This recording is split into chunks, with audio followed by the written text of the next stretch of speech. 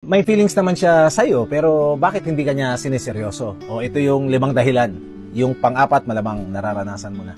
Alam mong ramdam mo naman na may gusto siya sa'yo. Merong sweet moments, may landi. Pero pag seryosohan na, parang walang label. Walang commitment, walang kasiguraduhan. Bakit ba ganon? Una, gusto ka lang niya pero hindi sapat. Pwede kasing attracted siya sa'yo pero hindi para ipaglaban ka. Trip niya yung presence mo, yung attention mo, pero hindi niya makita na magbuo ng future kasama ka. Pangalawa, gusto lang niya ng emotional support, hindi talaga ng relasyon. May mga tao kasi na gusto lang ng companion pag bored sila. Ikaw ang safe space niya. Pero pagdating sa commitment, hindi siya ready. Pangatlo, alam niya kasi na kahit hindi ka niya seryosohin, andyan ka pa din.